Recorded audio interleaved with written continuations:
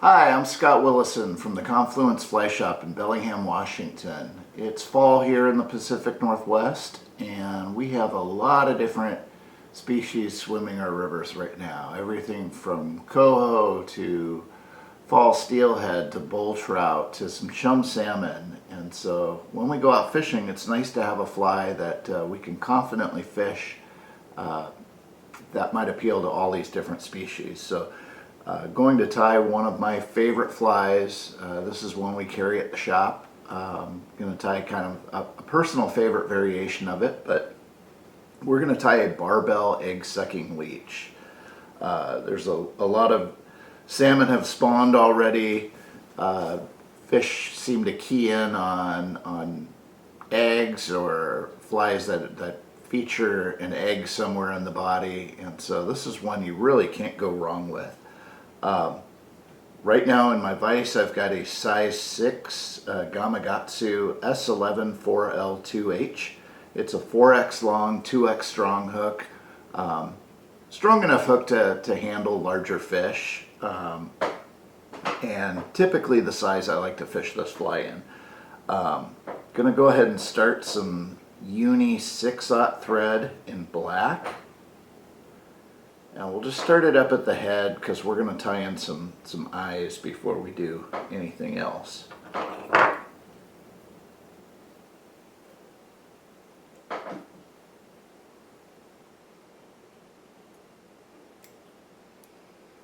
So right now I have a pair of size small plated lead eyes, and we're just going to start with some loose figure 8 wraps just to get those kind of situated where we want them. I might need to adjust these a few times here and there just to get them straight. Once I feel like the eyes are positioned how I want them, then I'm going to go ahead and really apply some pressure to my thread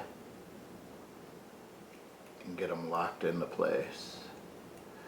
Do a couple wraps around the base.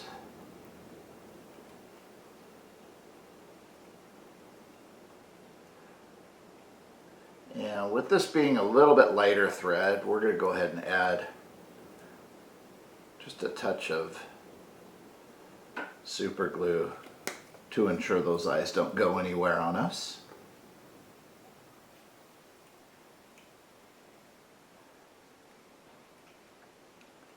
Now when I tie these a little differently than you'll often see patterns with an egg head such as this tied. I actually like to do the egg head first, and when we go to finish the fly, we're going to finish it behind the head. Not only does this make for a more durable fly, but it's a cleaner fly to finish, and I've been doing this for several years. Pretty happy with the results. So I have a fluorescent shell pink chenille in this is the fine size. You could use medium if you want, maybe just do one wrap each direction around the eyes, but I like to go a couple wraps with the fine size. So I've tied in the chenille on top of the hook shank right behind the eyes. I'm going to go around twice in one direction. I'll come back under the eyes. I'll go around 2 more times in the opposite direction, and then we'll just tie that down right on top of the shank, directly behind the eyes. Now at this point I'm just going to run that thread down the shank, get a little bit of thread coverage here for my next step so that our materials don't slip out. And we are going to tie in a marabou tail. So I just have some black blood quill marabou. I've already pre-selected a tip section. I cut the little tip out there. So I've got a nice mobile tail. And I want this to be about as long as the hook shank. Maybe a touch longer. I think we're going to go right about there. Before I really crank this down, I'm just going to inspect it and make sure we are indeed where we want to be. And I think we're pretty good there. So this is going to provide a lot of movement in the fly. We'll go ahead and trim that down, and with marabou, because it's kind of bulky to tie in, I like to tie it in up toward the head of the fly and then wrap back over it so I can preserve kind of a uniform bulk. We're going to tie in a little bit of flash here. I've got 3 strands of black crystal flash that are about 4 inches long. I'm going to tie 3 of those strands in on the near side of the hook facing me. And then I'm going to take the other 3 and we'll just fold them over to the far side of the hook and tie them in. That way there's no chance of these pulling out. And then just kind of trim them up as need be. I don't necessarily want them to all be the same length. Having a little bit of randomness is going to make your fly look a little bit more natural.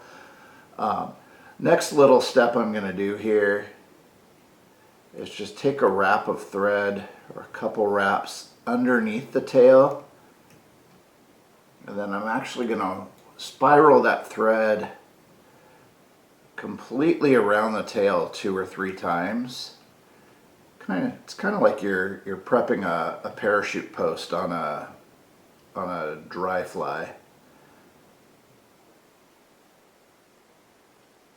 And it may want to stick up funny on you. As soon as you tie in the rest of the stuff, it'll tend to behave. This little step really helps to stiffen up that tail, and so you're still going to get the movement, but has less of a tendency to foul around the hook when you're casting, which has always been an annoyance to me with woolly bugger style flies. Next, I'm just tying in a strand of monofilament for the rib. In this case, I'm using uni size medium mono thread. You could use 4X, 5X tippet material, whatever you have lying around.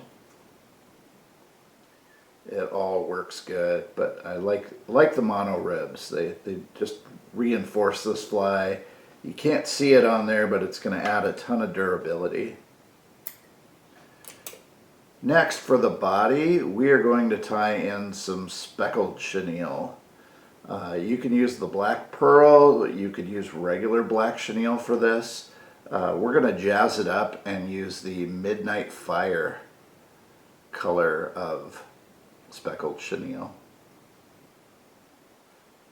So I'm just tying that in by the little piece of core there so that I reduce that bulk, and then we'll take the thread right up to behind the egg head. Then we can use the rotary function on our vise, and we'll just build a nice uniform body. We take that up to right behind the chenille head, and then I'll take 3 wraps over it, 1 wrap in front, and then we could just carefully snip that away. At this point, I like to take a couple extra wraps of thread, just sort of build up like a thread collar. We're going to cover that up with hackle, but if you make a nice smooth kind of area to tie in that hackle, it tends to behave a little bit better when we start winding. So I've got here just a black saddle hackle feather. I'm going to trim most of the fluffy part off. You can see at the base I've left a little bit of fluff. I think that looks cool on these flies and builds a little extra movement into it. So I'm going to tie it. You'll notice this feather's got a little bit of a natural curve to it. I want this all to flow rearward towards the tail, so when I tie it in, kind of tying it slightly to my side of the hook, but I want that curve to curve back over the hook. That's going to make sure my hackle flows the intended direction. And at this point, we'll just take a couple wraps for the collar right behind the egg head, and then I'm going to try to get about 4 wraps going back toward the end of the fly. We'll maybe get about 4.5 in there. Now this is the tricky part. I'm going to take this mono and we're going to make sure we go all the way around the hook and then capture that hackle feather with it. That's going to prevent that from unwinding. And then at this point I'll just kind of rock this back and forth as needed so I can wrap through that hackle without trapping any of the fibers. We're just going to take that up to right behind the egg head.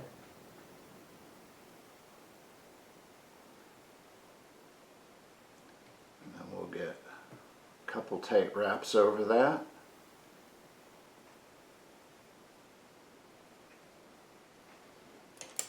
And then with our scissors we could just carefully snip that mono out. I've got this little tip piece from the feather. Just going to get my scissor tips in there and kind of snip that away also. Lastly, to finish this fly, we'll just take a little bit of brush on Zap-A-Gap. And I'm just going to lightly brush the thread here. Kind of stroke those hackle fibers out of the way so they don't get any glue on them. And then just 3 or 4 wraps until we've applied the glued thread onto the hook there. And then we can grab a whip finisher.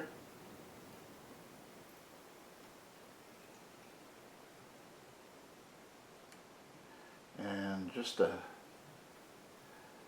2 or 3 turn whip finish right behind the head is all we need.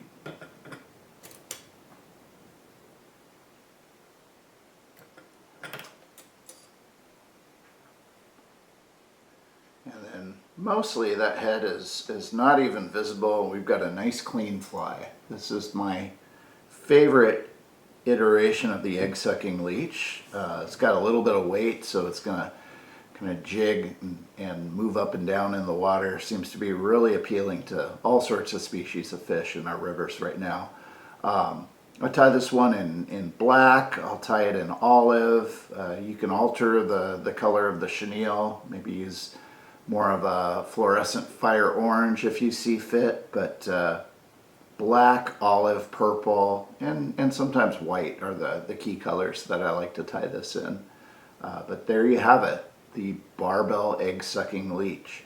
You can find the materials for this and many other flies at the Confluence Fly Shop in Bellingham, Washington. Be sure to like and subscribe to our YouTube channel for more videos, and you can find all the materials for this on our website. Thanks for watching.